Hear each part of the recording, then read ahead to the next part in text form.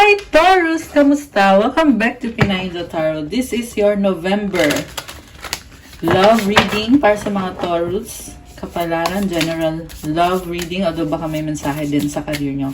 Tingnan natin ang energies connected sa'yo ngayon sa love life mo at energy ng taong connected sa'yo. Taong iniisip mo or iniisip ka. Kumusta kayo guys? Comment present mga Taurus. Na-miss ko kayo.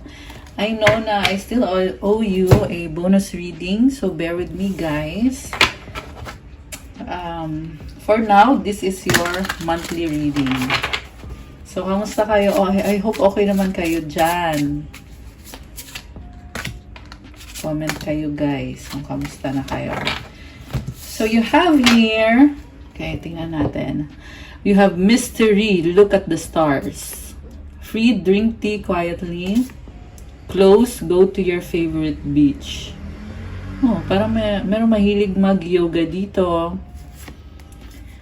Alam mo, ang lakas ng intuition mo ngayon, Taurus. Gabay yan para sa'yo.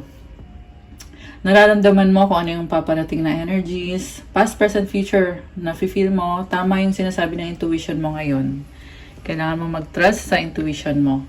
May mga bagay na hindi mo maunawaan. Ganun talaga ang buhay. So, hindi mo kailangan maunawaan lahat. Okay? Be calm. Take it easy sa sarili mo. Kung medyo nakaramdam ka na parang nalilito ka sa sitwasyon mo. May dahilan lahat. Nakakita ka ng mga signs ngayon. Look at the stars. Ibig sabihin, gamitin mo yung intuition mo. May mga influence ngayon. Yung astrological placements na pinagdadaanan mo or nararanasan mo ngayon. Okay? And freed. Parang you have a sense of freedom right now. Drink tea. Kailangan mo siguro mag-detox. Beach. Siguro na-energize kapag ikaw ay nasa dagat. Okay, from the tarot, amazing. The High Priestess. Ang inyong overall energy. Andito rin yung dagat. Andito din yung moon. Andito din yung star. Alam mo, talagang ang lakas ng intuition mo ngayon. Same lang kasi to sa mystery na card ng unang... Ay, sorry. Sorry. Yung unang na-pick up natin na card kanina, yung mystery. At itong overall energy mo na High Priestess. I can see you are being mysterious right now. Pinipili mong manahimik. At focus sa sarili mo, sa mga priorities. You're being very mysterious. Pero trust your intuition. Kasi you have a journey in front of you. You are really connected sa emosyon mo ngayon. Kailangan mo ding balansehin ang sarili mo.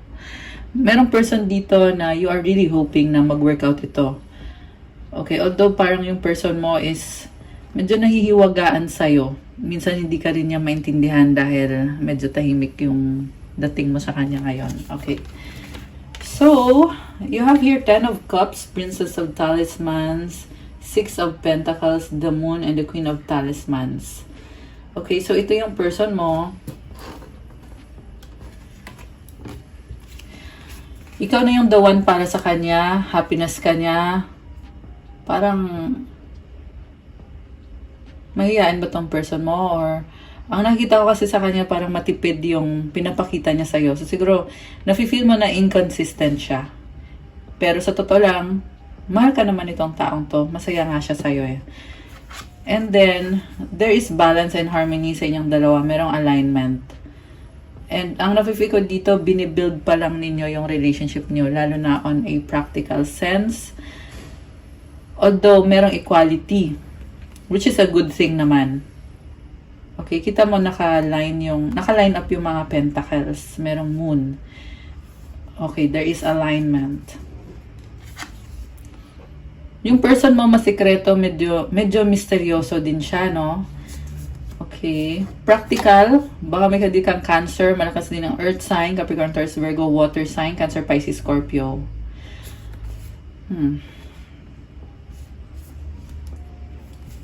So, may nafe-feel ako dito, guys, na may gusto siyang sabihin sa'yo, eh. Baka surprise, okay? May nakita kong sing-sing dito, something about commitment, na gusto niyang magkaroon ng improvement sa connection ninyo, pero Hindi niya masyadong pinapakita sa'yo kung ano yung mga plano niya. Medyo matipid siya. Masikreto din siya. At may mga fear kasi tong person mo eh. Pero at the same time, nakikita ko na gagawa siya ng paraan para talagang mag-workout kayo. Kasi maalaga naman siya, very nurturing. Nakafocus siya sa finances niya, very practical. Gusto niya ng long term talaga sa inyong dalawa. Nakikita na niya yung sarili niya eh, na ikaw na yung makakasama niya pang long term. Ikaw naman, the Star, 5 of Cups, 8 of Swords, the Universe. Wow! And the 9 of Pentacles. So, gusto mong i-heal yung situation, pero natatakot ka, medyo emotional ka dito. Optimistic ka, at the same time, hindi maalis sa'yo makaramdam na mag-workout kaya to. Nagko-question ka eh. And, merong nakastuck ka sa isip mo. Or sa isang sitwasyon na hindi ka makaalis. Yun yung challenge mo. The universe is here. I can see you co-creating with the universe. You are very powerful at this moment. Tinutulungan ka ni universe sa mga gusto mong mangyari sa connection na to. Meron kang moon, sun, and stars. I love it. Ayan oh, the universe. So guys, i-claim mo na to. Napakagandang energy na to. Meron ka ding infinity symbol dito. Comment the universe to claim. Comment nyo dyan, mga Taurus. And then sa dulong card mo is 9 of Pentacles. Very practical and independent. Nag-i-improve yung finances mo. Na-enjoy mo na din yung pinaghirapan mo. Sana feel mo sa ngayon. Sorry, uminom lang ako ng tubig, guys. Okay. So, very independent. Marami ding humahanga sa'yo, actually. May success ka sa finances mo ngayon. Pagpatuloy mo lang, marami ka pang ma-achieve pa. And like I said, andito yung universe card. May mga big achievement ka talaga ngayon na maa-attract mo nitong Scorpio season na ito. Ayan, congrats. Siguro, ang advice ko lang sa'yo is, don't pressure yourself. Merong element of pressure. Okay? So, siguro kailangan mo lang i-organize yung mga gawain mo, Taurus. Mga gawain. Ayan, kasi feeling mo dito nakastuck ka eh. May gusto kang puntahan na lugar or may gusto kang gawin na bagay na hindi mo magawa sa ngayon. Pero hinihil mo naman yung situation. Be patient with yourself and with your situation. Okay? Mahal ka nitong taong involved sa'yo dito. Although, hindi siya ganun ka-expressive. May ugali din siya na introverted siya. So, nami-misinterpret mo siya. Nami-misinterpret nyo actually yung isa't isa. Meron kayong kanya-kanyang boundaries dito eh. May pagkakaiba sa ugali ninyo. Kaya, dun ka parang napapatanong eh. Dahil sa differences ninyong dalawa.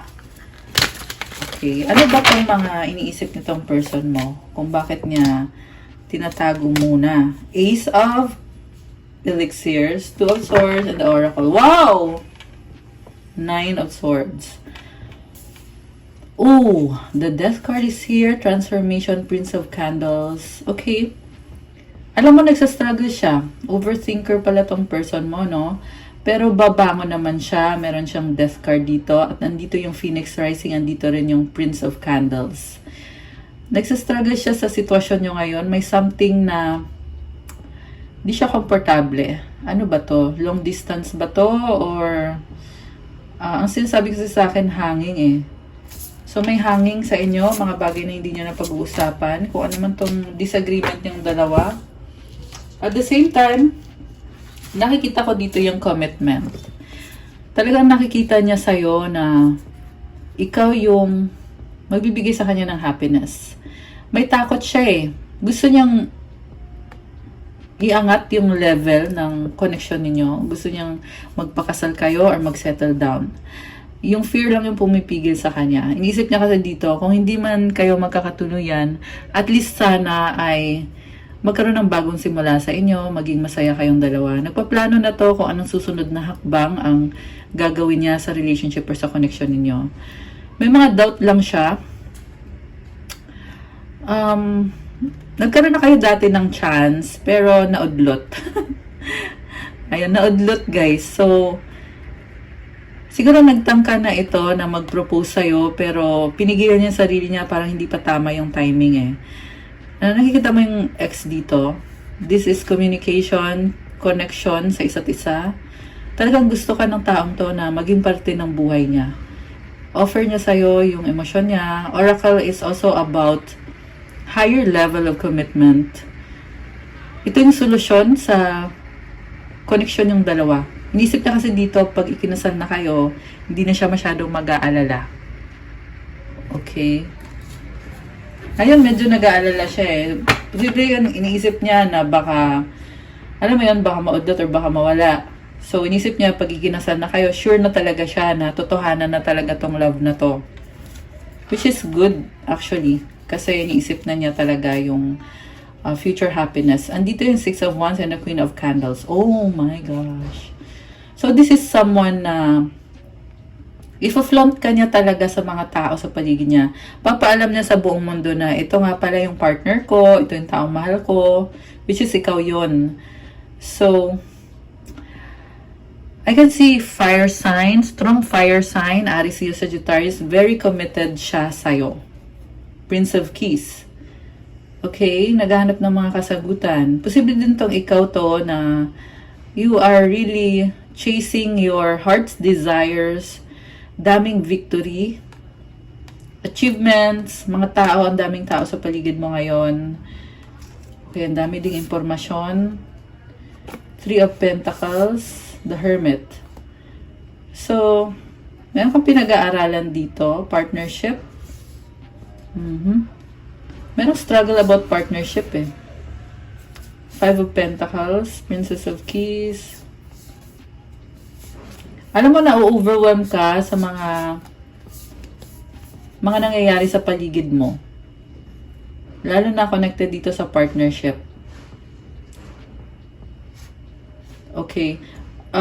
Possible din na siya itong na-overwhelm. Okay. Princess of Keys. Medyo paranoid yung nakikita ko dito. So, isa yan sa mga, mga challenges ninyo sa connection na to. At the same time, nakita ko dito yung plano. Okay, may plano na mag-travel or magkita kayo. Anong outcome dito for Taurus and this person? Kakatuluyan ba to or ano? Princess of Candles. The Magician! Oh my gosh, Ace of Talismans. Oh my gosh. Parang nakita ko dito, regalo, surprise, or level up, magician. A magician is a creator, manifestor.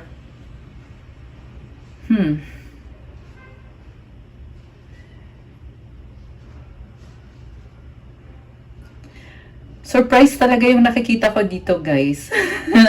Actually, this is something na parang ano lang, magaan lang. Hindi siya mapilit na kind of surprise. Parang may gusto lang siyang gawin para sa'yo na will make you happy. So, good luck and congrats. Okay? Yung iba naman ay proposal eh. Pero kasi ang nakita ko dito, kung proposal nga ito, parang ano, kulang pa sa plano. Okay? Pero talagang ito ay minamanifest ng taong to. Medyo kulang lang sa pagpaplano. Pero handa na siya. At gusto niya talaga maging stable kayo. May offer talaga siya sa'yo. Pwede yung regalo. Okay? Regalo na magpapasaya sa puso mo. Okay. Tingnan natin mga iniisip ng person mo na hindi niya naman sabi-sabi sa'yo. Okay, ano pang mga energies nitong person na ka-deal ni Taurus. It is dark without you. Oh my gosh. Nalulungkot siya pag wala ka. Oh my gosh, I feel lonely. Parang nakikita ko sa kanya clingy or codependent. Pero sa totoo lang, okay naman yung energy niya eh. May ugali lang siya talaga na nag-emote siya, no? Mahilig siya mag-emote-emote. Malalim yung emosyon nito. Why do I feel this way? Siya mismo hindi niya nauunawaan yung sarili niya. Pero ang nakita ko kasi dito sa kanya is ugali na niya talaga yan. Ugali na niya talaga yan. May pagkaklingi, parang pabebe. Okay? Hindi ko sinasabi yun para insultuhin yung person. Yun lang talaga yung nakita ko dito na parang they want to have your attention. They want to feel na andyan ka palagi.